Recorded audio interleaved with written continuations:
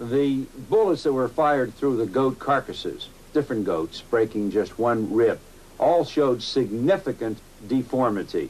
The bullets that were fired through the wrist of human cadavers showed much more deformity.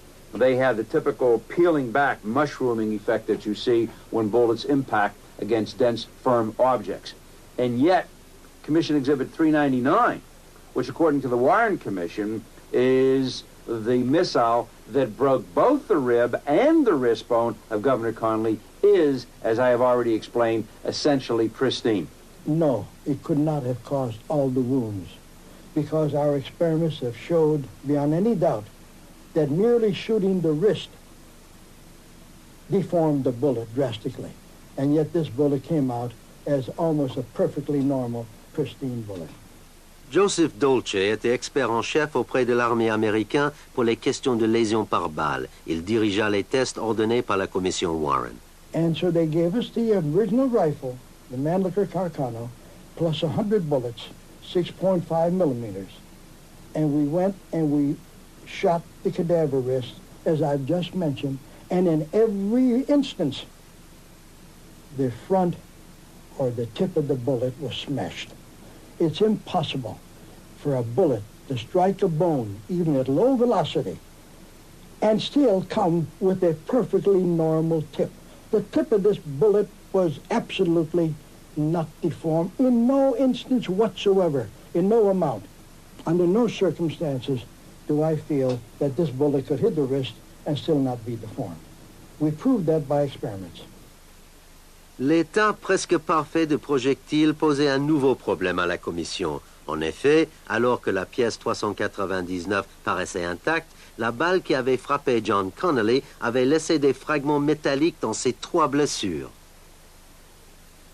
The bullet left identifiable pieces of itself radiologically. That is, you can see them on x-rays in Kennedy's chest, in Connally's chest, Connally's wrist, and Connally's thigh.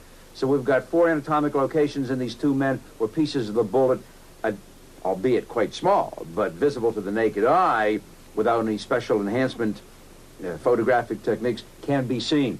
There's no way that all those pieces could have come from the bullet, and yet had the bullet lose only 1 to 1.5% of its total weight, which is exactly what it was found to have lost. The bullet, as found, weighed 158.6 grains. In its pristine state, it weighs no more than 161 grains. La thèse de la commission est définitivement mise à mal par la constatation suivante. La quantité de métal récupéré dans le seul poignet de gouverneur Connally était déjà trop important pour provenir du projectile 399. You begin to understand why most of us call this the magic bullet and the magic bullet theory. It's just unbelievable that they could get away with it. It's almost as unbelievable that they would dare try. Of course, they worked in secrecy, so nobody knew what happened until after the report was out. My colleagues in forensic pathology, who are members of the panel on which I serve, when confronted with this, they say, well, bullets do strange things. That's an exact quote. I'll never forget it till the day I die. Bullets do strange things. I've said to them, well, you guys collectively have done together 150,000 medical legal autopsies, and several thousand, 10, 20 of those, 30, 40 have involved bullet wounds. Why don't you all go back to your files and come up with one case, or why don't you all go out and do an experiment and come in with one bullet that will do what 399 is to have done, is alleged to have done under the single bullet theory, and you'll prove your case. Well, there never was such a case file presented. There never was such an experiment conducted.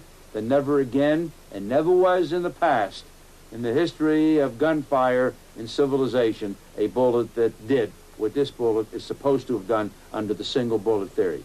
That is the foundation of the whole report. And once you remove that keystone, then the whole thing collapses. Finalement, la commission s'en tint à sa version. Le projectile 399 était bien la balle unique. C'était d'ailleurs pour elle la seule solution. Elle pouvait passer sous silence l'avis des médecins du gouverneur, des experts en balistique et même les résultats des tests qu'elle avait elle-même ordonnés. Mais elle avait besoin de projectile 399. Sans lui, pas d'hypothèse de la balle unique et donc pas d'assassin ayant agi seul.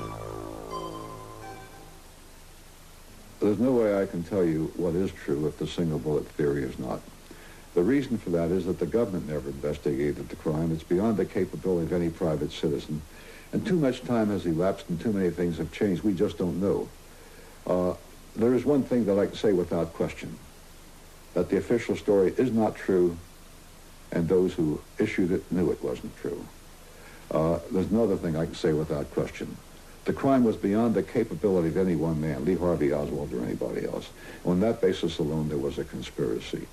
Il semble bien que nous n'en saurons jamais plus sur l'assassinat de John Kennedy. L'hypothèse de la balle unique, comme bien d'autres aspects de cette affaire, suscite plus de questions qu'elle n'en résout. Y avait-il un deuxième tireur caché dans le bâtiment des services d'éducation de l'État? Un tueur a-t-il fait feu devant la voiture présidentielle comme le laissaient entendre les premières déclarations des médecins de Dallas? Qu'est devenu le projectile qui a frappé Kennedy dans le dos? Comment se fait-il que la pièce 399 du dossier de la commission ait été retrouvée sur un brancard de l'hôpital de Parkland? Toutefois, la question la plus troublante est ailleurs. On peut se demander en premier lieu pourquoi la commission a émis une hypothèse aussi invraisemblable. La thèse de la balle unique n'était pas fondée sur un raisonnement logique, mais sur un a priori. Oswald devait être un meurtrier isolé. Or, c'était là une conclusion qui avait été déterminée bien avant que la commission ne commence ses travaux. En effet, le 25 novembre 1963, c'est-à-dire le lendemain du meurtre de Lee Harvey Oswald, l'adjoint du procureur général Katzenbach a précisé clairement la position du gouvernement.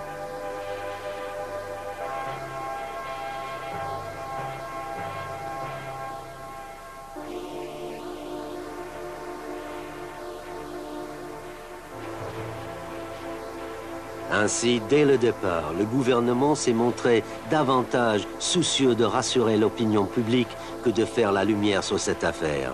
Finalement, il est parvenu au résultat inverse. You'll still sit around and talk about other things, who was involved, why was it done, what were the politics of the people who did it, how was it covered up, what did the government do, was Oswald known to Hoover, and so on. There's still a million questions to be answered. But if we can start with that, which is most basic, that it was not a sole assassin, that it was not a neurotic person, Lee Harvey Oswald, that it indeed was a conspiracy, then at least we can start from a point of honesty, and we can move from there.